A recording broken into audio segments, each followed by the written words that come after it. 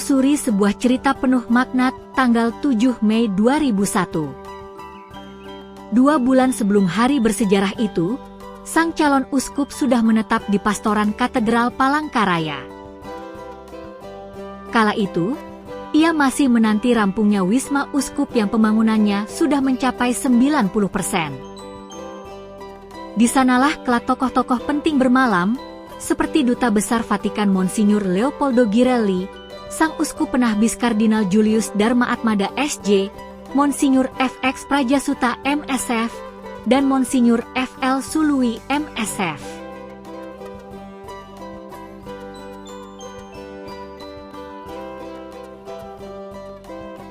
Sementara itu, banyak tamu undangan lainnya menginap di tempat-tempat lain, salah satunya di Biara Santo Joseph milik para Suster Okarm di Tangkiling yang berjarak 30 km dari pusat kota.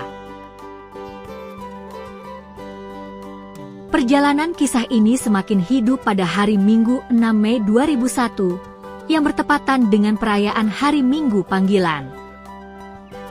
Sejak pagi, suasana sudah riuh rendah oleh kedatangan para tamu, terutama dari Jakarta dan wilayah barat Indonesia. Mereka mendarat tepat pukul 7.45 dengan pesawat Merpati Fokker 29, satu-satunya penerbangan dari Jakarta hari itu.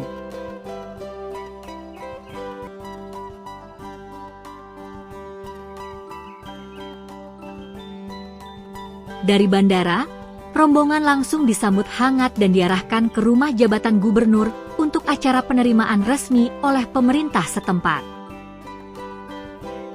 Tak lama, langkah mereka berlanjut ke katedral yang letaknya hanya beberapa ratus meter di seberang rumah jabatan. Di sana, mereka merayakan Ekaristi yang dipimpin langsung oleh kardinal bersama para uskup dan imam, sebagai tanda penyambutan oleh umat. Acara hari itu ditutup dengan santap siang bersama sebelum para tamu diantar ke penginapan masing-masing. Tibalah hari besar itu, Senin, 7 Mei 2001, sekitar pukul 7.30, suasana sakral namun sederhana menyelimuti kapel keuskupan. Di sana, Duta Besar Vatikan dan sang calon uskup melakukan pemerkatan perlengkapan uskup, tongkat, mitra, solideo, hingga cincin sekaligus mengucapkan janji setia secara pribadi. Tepat pukul 8.30, iring-iringan beranjak menuju katedral. Dikawal oleh Polri dan diiringi gempita suara drum band, suasana sungguh semarak. Namun, momen yang paling memukau adalah ketika rombongan tiba di katedral dan disambut dengan upacara adat potong pantan. Penari Jawa mengawali penjemputan, lalu disambut oleh penari Dayak yang menuntun mereka ke gerbang pantan. Di seberang kayu pantan yang dihias itu, ketua adat bertanya kepada Duta Besar Vatikan tentang maksud kedatangannya ke bumi Tambun Bungai, Palangkaraya. Amun nabi Jawa dan lepo berdagang kale, jago gurun dan iru bagagara irunta, tu wareng-wareng nan telamu. Akan tetapi karena kedatangan Bapak bersama rombongan ini seperti menggerakkan kami yang sedang tidur nyenyak, maka kami sungguh sangat terkejut sekali dan rasa getar tubuh kami. Rombongan tidak diperkenankan masuk karena pintu masuk telah dihalangi atau ditutupi oleh para gadis-gadis yang melarang orang masuk apabila orang itu kedatangan. Saya gembira dan senang hati menerima kedatangan Bapak bersama seluruh anggota rombongan yang Bapak pimpin. Dan dengan demikian, kami mohon agar Bapak. Saya senang sekali di sini di Palangkaraya. I'm very happy and I came here to bring peace, damai itu indah. I think this is our intention. We are very happy to be in Palangkaraya for the beginning of the ministry, for the consecration of the new bishop, Monsignor Tristan Moko, and I'm very glad that you will receive him. Dengan maksud kedatangan itulah kami sampai di Palangkaraya dan merasa bahagia tinggal di tengah-tengah Anda semua. Angkeng punte non alang-alang utpalat non untuk tentang ini. Angkeng punte watang kelangaran utpalat non tentang mundu. Dari angkeng punte telah menjadi satu dan bersaudara. Marilah kita sama-sama minum tua dan marilah kita bersama-sama berlindung di bawah naungan yang seduh dan nyaman untuk melepaskan lelah kita.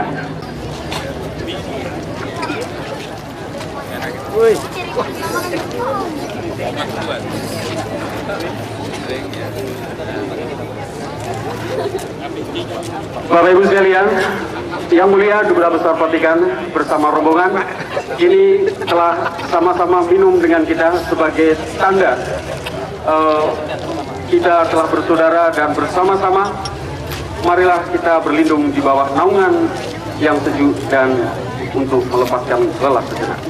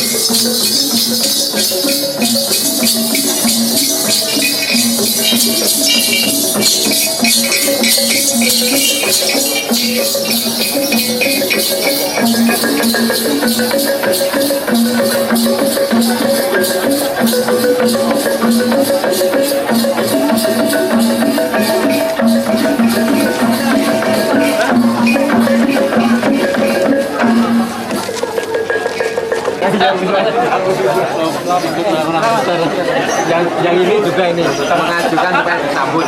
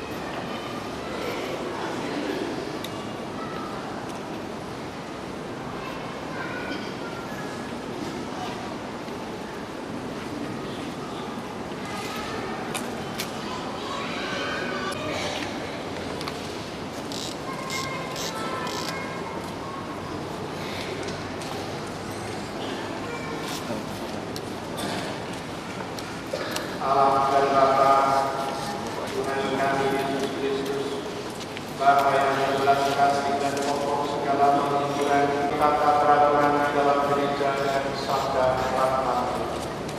Sejak Abraham, Engkau telah menentukan umat-Mu untuk mewarisi hidup kekal. Engkau telah mengangkat para pemimpin dan imam, yaitu orang-orang segala yang Kau serahkan kepada Putra-Mu yang terkasih Yesus Kristus, dan yang berikan yang menyerahkan kepada para rasul. Mereka telah membangun jemaat di tempat masing-masing sebagai yang kudus, bersama dengan kemuliaan nama sepanjang masa umat.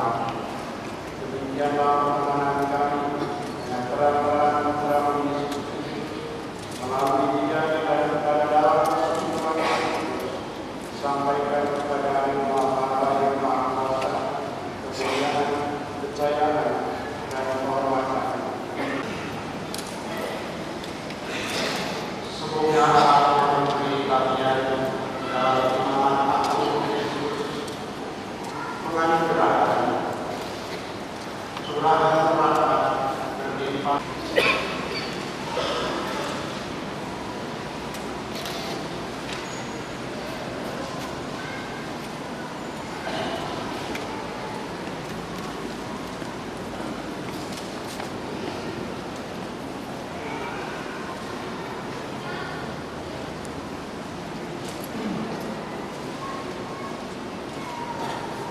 Bapak yang mulia, sudilah mengangkat cincin ini pada uskup kami yang baru sebagai tanda saling terjalinnya kesatuan kami dengan uskup kami yang baru. Dalam nama Yesus, yaitu gereja kudus dengan tutup dan murni. Amin.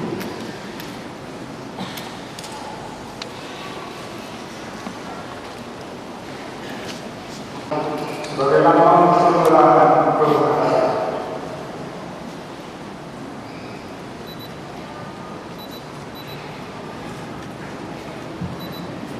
Terimalah kita ini sebab kita semua dalam membela negara, menegakkan keadilan, mengusahakan keselamatan serta kebahagiaan manusia dengan segala pelayanan ciptaan.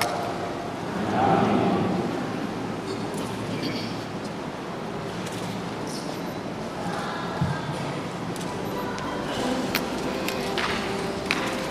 Di bawah cuaca yang cerah dan semakin terik, upacara tahbisan berlangsung hikmat selama hampir 3 jam. Uskup Banjarmasin, yang berasal dari Keuskupan Induk, memberikan khotbah berisi nasihat-nasihat berharga bagi sang uskup baru. Momen sakral ini ditutup dengan berkah pertama dari uskup tertahbis yang berkeliling dari altar hingga ke depan katedral, dilanjutkan dengan berbagai sambutan. Uskup baru tidak lupa mengaturkan rasa syukur dan terima kasih yang mendalam, termasuk kepada MSF Provinsi Jawa dan keluarganya.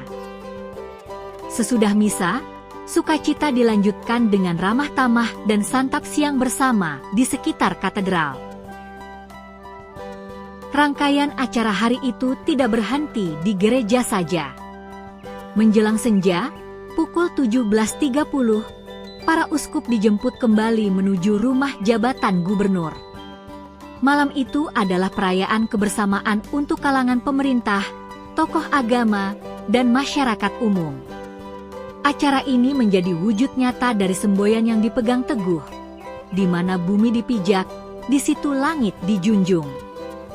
Masyarakat Dayak di Kalimantan Tengah mengajak setiap pendatang untuk menghormati adat setempat dan hidup damai berdampingan.